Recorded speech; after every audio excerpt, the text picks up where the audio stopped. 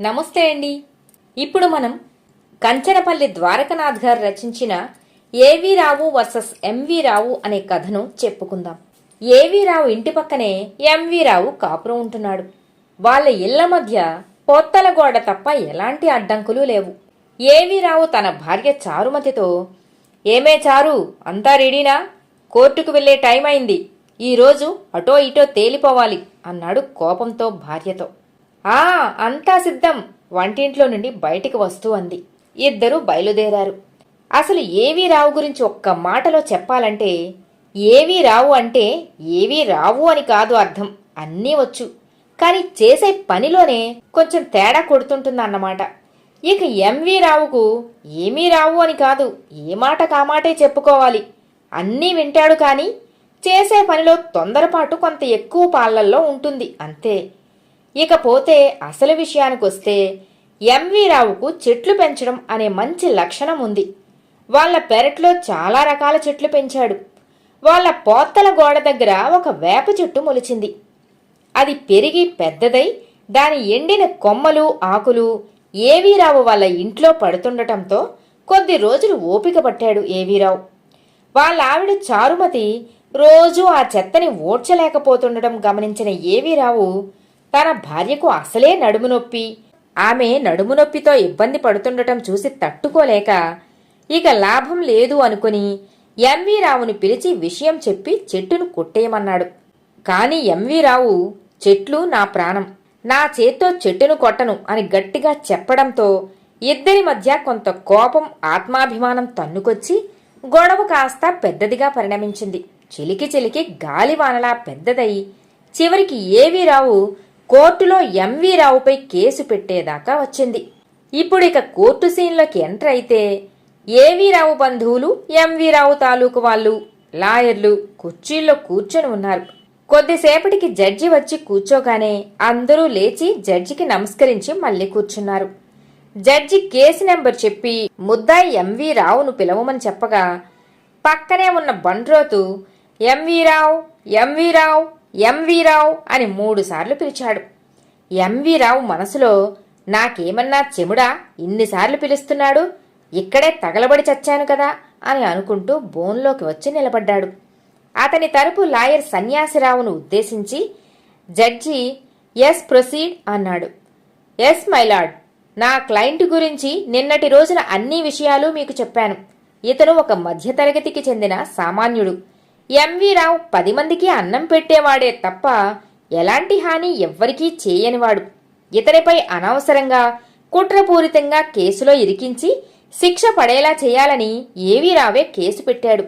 నిన్న మీకు చెప్పిన వివరాల ప్రకారం ఇతన్ని నిర్దోషిగా ప్రకటించి కేసు కొట్టివేయవలసిందిగా కోర్టు వారిని కోరుతున్నాను. దట్స్ ఆల్ యువర్ ఆనర్ అన్నాడు. ఏవి రావు తరపున లాయర్ కపీశ్వరరావు లేచి, మైలార్డ్, నేను ఎంవి రావును కొన్ని ప్రశ్నలు అడగటానికి మీ పర్మిషన్ కోరుతున్నాను అని అడిగాడు. జడ్జి ప్రొసీడ్ అని చెప్పగానే బోన్లో ఉన్న ఎంవి రావు వద్దకు వచ్చి భగవద్గీత పుస్తకం పెట్టి ప్రమాణం చేసి అంతా నిజమే చెప్తాను, అబద్ధం చెప్పను అని చెప్పమన్నాడు. ఎంవి రావు, ఏ నేరం చేయకపోగా నన్ను ముద్దాయి అంటున్నారు, కాబట్టి నేను ఈ పవిత్ర గ్రంథం పైన ప్రమాణం చెయ్యను. అలా చేయాలంటే ఏ రచయిత లేదా కవులు వ్రాసిన పుస్తకాలను పట్టుకురండి, అప్పుడు ప్రమాణం చేస్తాను అనగానే కోర్టులో వాళ్ళంతా ఒకరి ముఖాలు ఒకరు చూసుకున్నారు. ఇంతలో ఏవి రావు బంధువు ఒకడు లేచి, ఆపండి, భగవద్గీత పవిత్రమైంది అంటే మా రచయితలు కవులు రాసినవి పవిత్రమైనవి కావా చెప్పండి అంటూ ఇతను అన్న మాటల వలన నా మనోభావాలు దెబ్బతిన్నాయి అన్నాడు. సార్, మీరెవరండి? ఈ కేసుకు మీకు ఏమిటి సంబంధం? మీరేమైనా చెప్పదలుచుకుంటే ఇలా బోన్లోకి వచ్చి చెప్పండి అన్నాడు జడ్జి.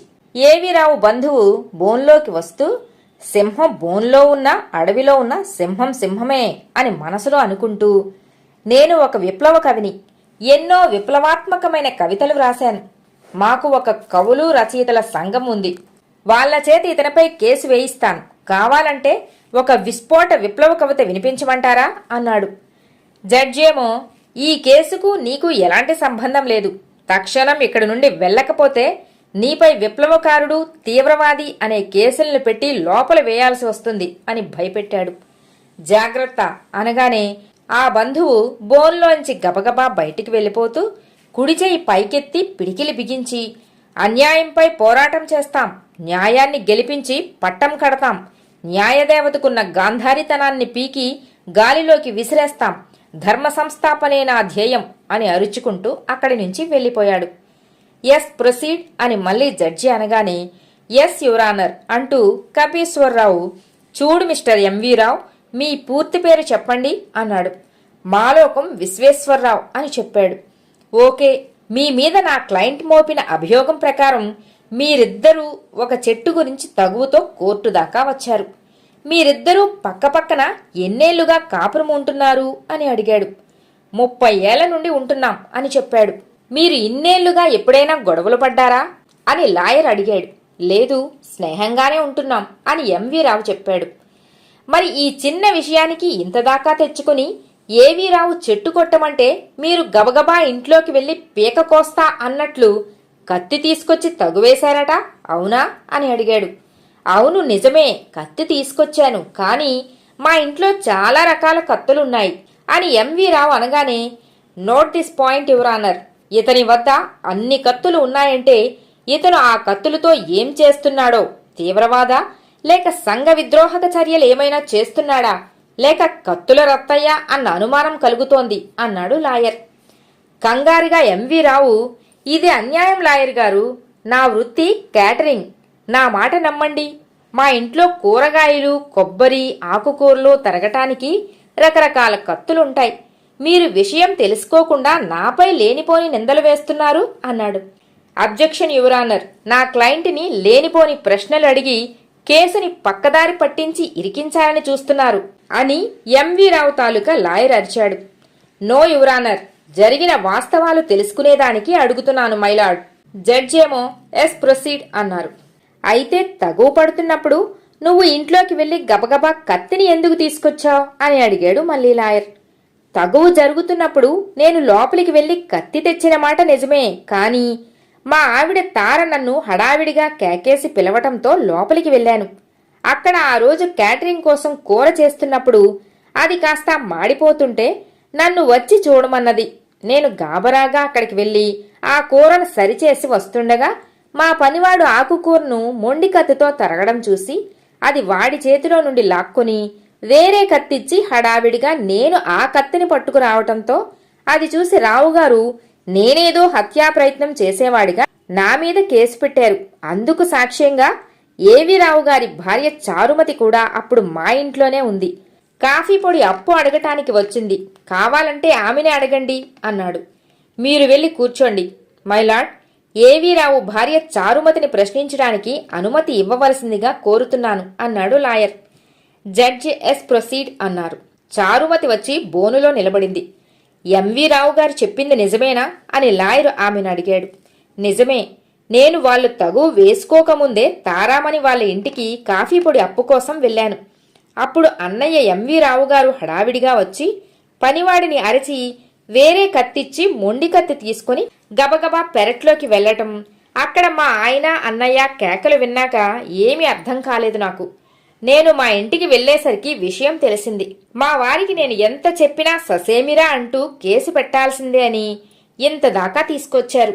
మైలార్డ్, ఈ కేసులో సాక్షిగా చారుమతి గారు చెప్పిన దాన్ని బట్టి ముద్దాయి కూర మాడిపోతున్నందుకు లోపలికి వెళ్లి హడావిడిగా కంగారుగా యాదృచ్ఛికంగా కత్తి తేవటం జరిగింది కనుక చారుమతి గారి ప్రత్యక్ష సాక్ష్యాన్ని పరిగణనలోకి తీసుకుని ఈ కేసును పరిశీలించి తీర్పు చెప్పవలసిందిగా కోర్టు వారిని కోరుతున్నాను.